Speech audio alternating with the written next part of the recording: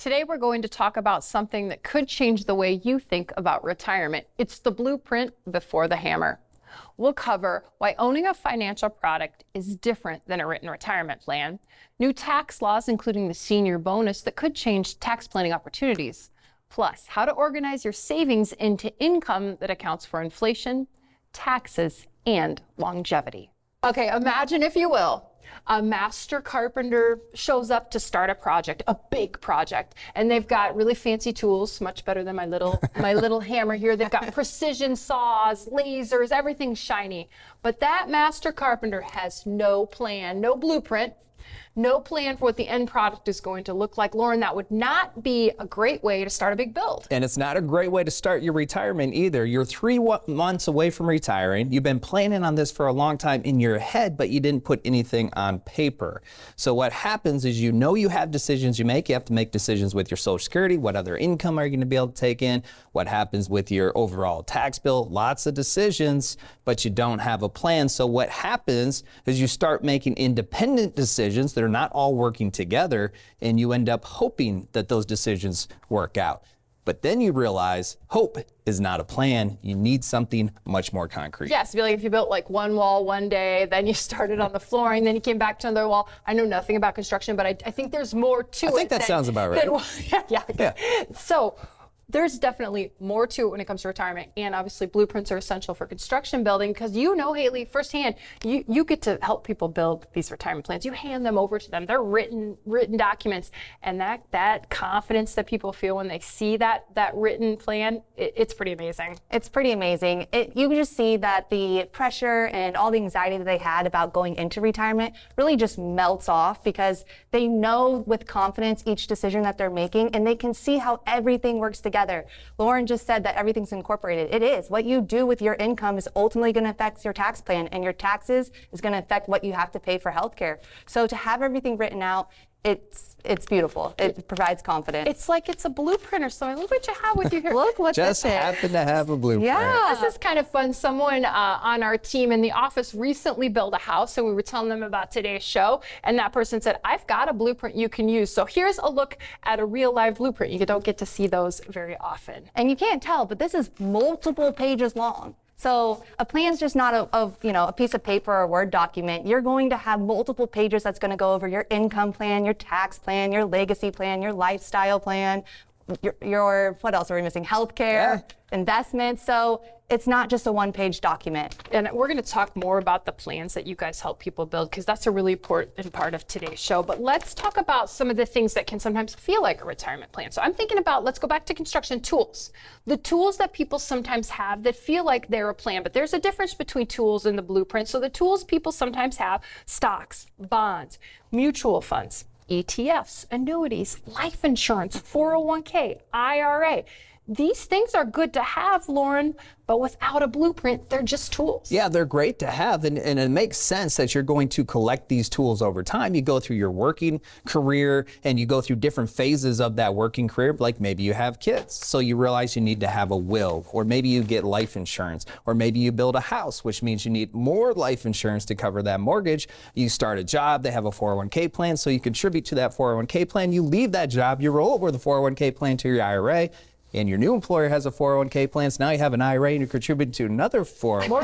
More tools. And you've done a really good job of saving, being disciplined, and now you're on the doorsteps of retirement, and you go into your tool shed and it's just tools everywhere, no organization. That's how you feel about these retirement tools, the IRAs and the 401k plans and life insurance and the will and the trust and all that kind of stuff. That's where the plan comes into place. It's like somebody coming in to organize your tool shed and saying, your tape measure needs to go here, you got a toolbox, here's where the sockets go. And then you feel much better about going into retirement because you know how each one of these tools is going to be used to help you live this retirement you've been dreaming about. And Haley, we know that a lot of people who watch the show are currently working with someone, and that person is helping them get all these tools. So that person probably is talking a lot about things like returns, market performance, and beating indexes. But as you get to be 55 or older, There's a little bit more. Yeah, and I would actually say that most investment advisors out there are focused on returns because they're focused on savings, which is really good when you're 30 or 40 years old and that's your primary goal. But once you get to 50 and 60, well, now you're asking yourself, well, what am I going to do with Social Security? How am I going to get paid? How am I going to afford health insurance? And so there's so many other different planning decisions where an incorporated planner and a retirement plan is going to work together to answer those questions. And I think that's an important realization of just knowing that there's two main types of advisors. There's the accumulation advisors or investment advisors who primarily focus on the investments. And then there's retirement planners, which is what we do, who build the retirement plans and figure out how to use all these tools in a cohesive way to help people on their way to retirement. And one's not necessarily better than the other. It's just what phase of life are you in? That's the type of advisor you need on your team to help you at that particular phase of life. I think because I'm holding the hammer, I'm having some fun with these construction analogies. So let's go to, a home renovation. We all have probably lived through a home renovation. A lot of you watching have. Well, have you ever had to switch plans during the home renovation? Multiple times. Yeah, they find something in the walls or there's water damage. We lived through something like that. And then the plan, the blueprint has to change. That happens a lot in retirement planning. I'm thinking most recently, Lauren, about the One Big Beautiful Bill Act. And the One Big Beautiful Bill Act was such big news. You probably heard quite a bit about it, but what does it mean to you? How does it change your overall retirement plan and the strategies within? We've had to make a lot of changes to a lot of the plans for the families and individuals that we serve. One key element of that One Big Beautiful Bill Act was the senior bonus deduction. And what this did is for those people 65 and above, individuals received an extra $6,000 of deduction, which means that's $6,000 of taxable income that they didn't have to pay taxes on.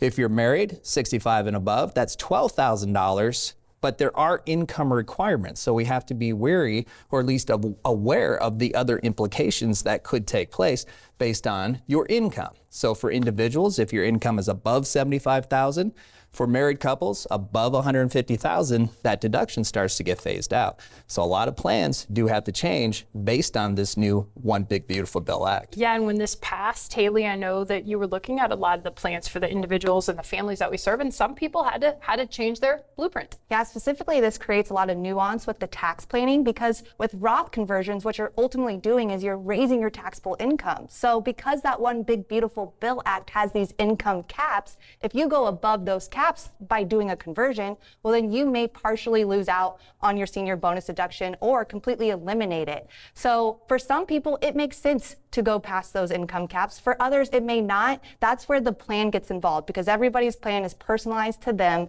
And based on their income, you could be led to a different answer. And that's where the confidence comes in with these decisions, because once you sit down and you say, here's what the One Big Beautiful Bill Act has done, here's how it impacts your plan, and then here's the specific strategies you will incorporate, here's the strategies that you're going to change that you were planning to incorporate, and you know exactly why you're going to make those changes or include additional strategies, you feel so much better. And then all the noise of what you hear on TV about the act itself can kind of dissipate because you know what is most meaningful to you and what you're going to do about it.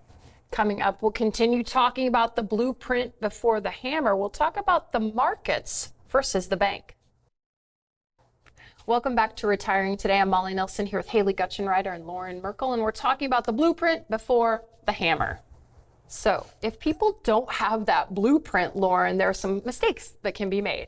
One of the common mistakes or possible mistake is too much money in the bank. Which sounds like a really nice mistake to make. I wish I had that mistake to make. Too much money in the bank, that just doesn't seem real. But in reality, we do see this. You have all these different tools. You don't know how to use them without the plan. One of those tools is your bank accounts and the money that's within it. So let's give you a quick example of how too much money in the bank and the way you're using that money in the bank may not be used the best to your advantage. Let's say that you have $200,000 in the bank and you want this money to be safe. You don't want it to lose based on what the crazy markets are doing. So you invest it in a 1-year CD that's going to get you 3.5%. So you're feeling real good, 3.5% on 200,000. 1 year from now, you know that's going to be $7,000 of interest to you, and you know exactly what you're going to get, and it's not going to go backwards.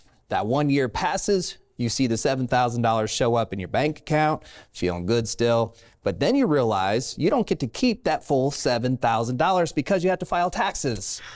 I knew that was coming. And that $7,000 is taxable because it's not in a retirement account. You're in the 22% federal tax bracket, which means you pay $1,540 off of the $7,000, which means you get to net somewhere around $5,640 of overall return, which isn't bad. Okay, so now you're saying, I put $200,000 in the bank, 12 months later I get to keep a little over $5,000, feeling really good about it. But then you also realize inflation took place. And inflation is averaging somewhere around 3%. That $200,000, 12 months later, it does not have the same purchasing power. 3% off of the $200,000 is $6,000. Take the $6,000 off of your gain. You actually lost money after taxes and inflation to the tune of $540. So in essence, what that did is it allows you to safely lose money, but you felt good about it in the beginning. But if you had that plan, it would have showed you that would have been the outcome, and then alternatives so where you could actually make money in a safe way. And thinking about the bank, Haley, too, that was in a CD with at least some yield. What about people that might have a lot of their retirement savings in the checking account? Those are 0% generally, right? Correct. And that could be really dangerous because even some people will also say that they have a high yield savings account that may be earning 4%. However, this reminds me of a recent conversation that I had last week with a gentleman who said, hey, this high yield savings earning 4%, I don't want to put this into the market or invest it because 4% is a good rate of return. But I just encouraged him to just double check on that because interest rates do change, especially with the bank. They're going to adjust them as the interest rate environment or increases and decreases. So he called me the next day and he was like, I had no idea, but I was earning less than 1% on my high yield savings account. So it's more so about the fact that he just didn't know. He didn't know that it wasn't doing the right job, and therefore that difference means that it wasn't working as hard as it should. Yeah, that's the thing with high yield savings accounts is the name of those accounts doesn't change. It's still called a high yield savings account. Yeah, that is kind of misleading. The interest rate that you receive can change. And when you open those accounts, a lot of times they'll give you this promo rate. So if you opened that 12, 18 months ago, interest rates were a little bit higher. 4% was really common.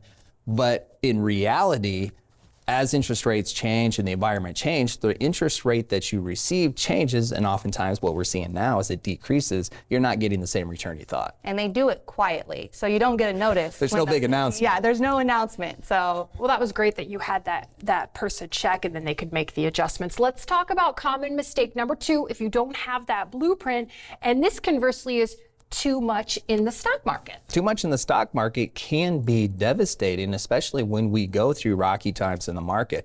And unfortunately, we see rocky times in the market almost every single year. If we look back in 2025, the spring of 25, you remember the S&P 500 was down over 20% that year in the spring, and then it shot back up starting around May. This year we've had some rocky times as well, and next year we're probably also going to have some rocky times. If you have too much money in the stock market, what that does is it puts your retirement at risk. Because if you don't have an income plan that works with your investment plan, you need to take income out of your investments, but your investments are going like this. You take the money out when the investments are down. That can be devastating long term, not only financially, but emotionally, because you have to go on that ride with your portfolio. And that's not fun for a lot of people who are not putting money into those accounts, but are taking money out. Haley, a blueprint for that money, though, does really assign some money for the stock market, but some money for other types of investments or other reasons. And you do that a lot with people. We call it the bucket strategy. Yeah, I like to think that your retirement savings has 3 different jobs. It's not just one big pile of cash. So when we look at that 3 bucket strategy, we have the now bucket, which means, hey, you need money now. That's normally going to consist of your emergency funds, your checking, your bank money. You have the later bucket, which is income in the near term, where we're going to want to have some diversified portfolio mix where we have some bonds, ETFs, not taking too much risk because we know we need that money in the short term. And then we have the forever bucket. That's your long-term investment bucket. And that's really there to outpace inflation and taxation. Let's talk back about the blueprint, because one thing I don't think, if you don't have a blueprint, you may not be thinking as forward as you need to. So you talked about the immediacy of if you don't have a blueprint, but you go ahead and retire, you got to get the money from somewhere. So you take some out of an IRA. Well, if you're just starting to take it out of an IRA, but you don't have a plan, I don't think you're looking at longevity. We know, let's look at some of the stats right now. If you make it to age 65 right now, men generally live to around 82, women live to 85. So for some people, that can be a 20 to 30 year retirement. Hopefully you live well over that 20 to 30 year retirement. And one way to increase the wellness of that time frame is to have confidence that your money is going to last. One of the biggest concerns of most people going into retirement is running out of money before you run out of time. Having that blueprint in place will show you not only how much income can you take now at retirement, how much income can you take 5 years into retirement, accounting for taxes and inflation and all the other hurdles that come along the way, but also what does your 20 to 30 year time frame look like down the road? And then it can also help you adjust for the things that do change along the way, because as we mentioned earlier, we know there's going to be adjustments necessary based on legislative changes or healthcare changes or health changes, a lot of things that do change as you go through retirement. If you're sitting at home and wondering, do I actually have a blueprint? Here's a great opportunity for you. It's a Retire Ready call. You could schedule a complimentary call right now by going to retirereadycall.com. You can talk to a retirement planner about maybe your current tools, identify some gaps, discuss tax planning, and determine whether a written retire secure roadmap makes sense for you. We'll continue talking about the blueprint before the hammer, estate planning next.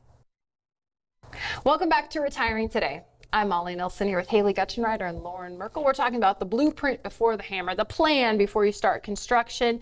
And when you help people build these blueprints, Lauren, you're helping them protect what they work so hard to save. Planning for inflation is an important part of that. It's an important part, but one of the most overlooked parts of the plan, because what exactly is inflation? I mean, we feel it kind of, but it's not like we feel it right now. We'll feel it a year from now, 5 years from now, when it eats our budget.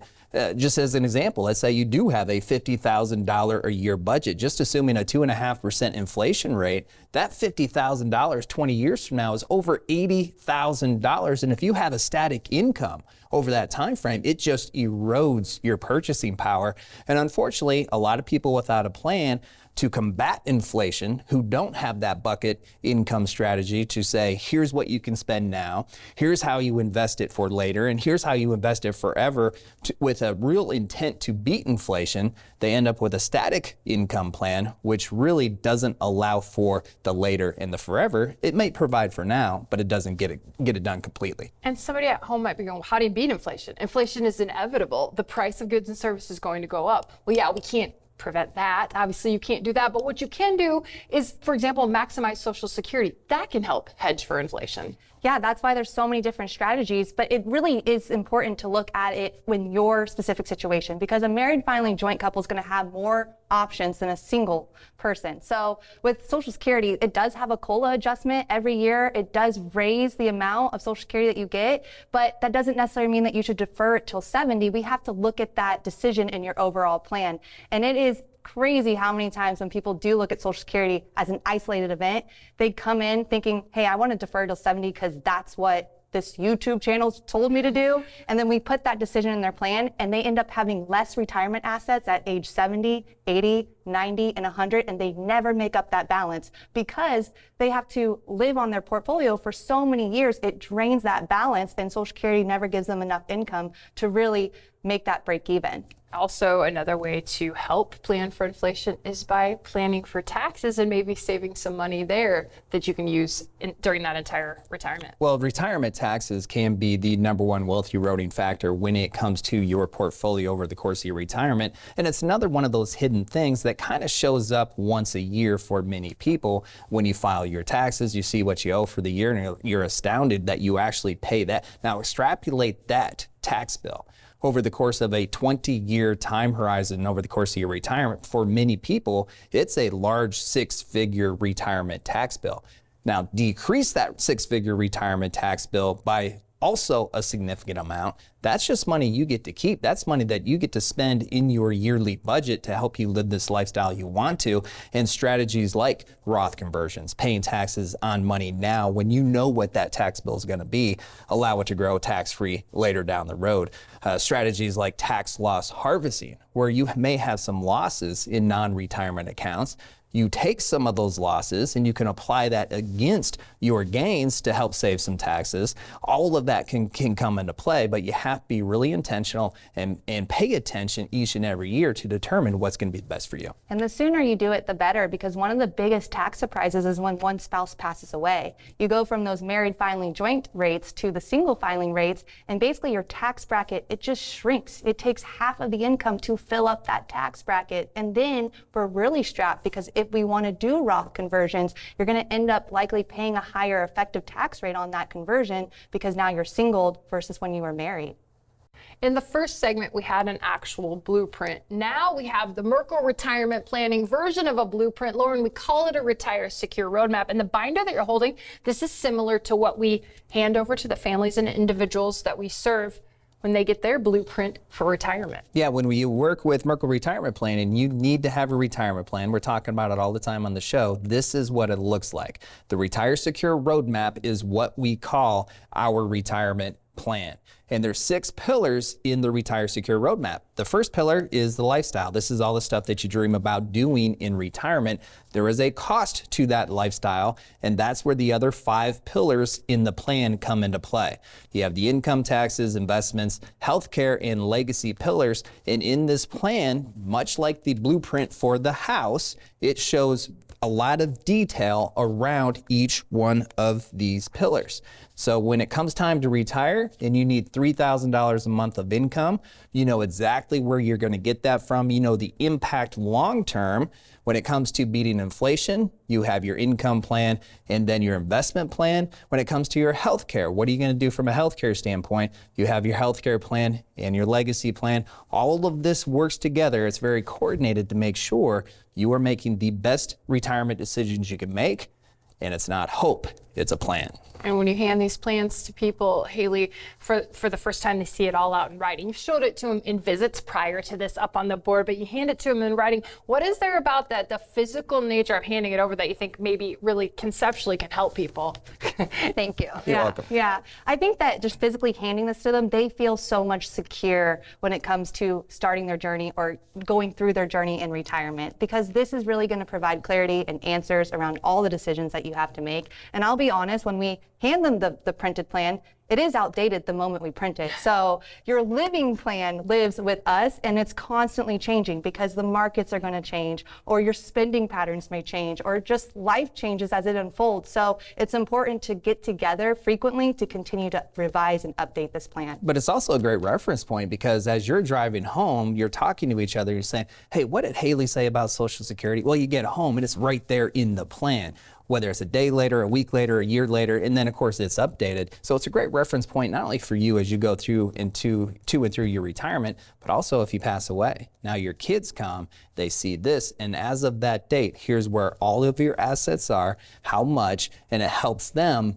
Also, there's our phone number so they can call us, and then we can help them with that as well. It's a great reference point as well. I think it's worth noting, though, once you get one of these plans, you don't have to have the hammer nails. You don't have to build it. That's where the team comes together. They give you the plan, you know what's happening, but they're working on all the construction behind the scenes. The retirement planners, the entire team. So that's really fun that really you just get to go out and enjoy retirement. You have the blueprint, but someone else is building the house for you. And that's really how it should be. I mean, you worked so hard, so long to get to this point. Retirement should be exciting, but oftentimes because of the lack of a plan, there's anxiety, not excitement. This replaces the anxiety with excitement, so you can live the retirement that you've been dreaming about living. Here's one more look at that complimentary Retire Ready call. You can go to retirereadycall.com right now to schedule your call today. It's a great first step to living out your retirement vision. This is Retiring Today, and we thank you for watching. Thanks for tuning in. If you enjoyed this video, click here for more fun and exciting content. And don't forget to subscribe to join a community of other like-minded individuals who are also exploring fun and creative retirement strategies.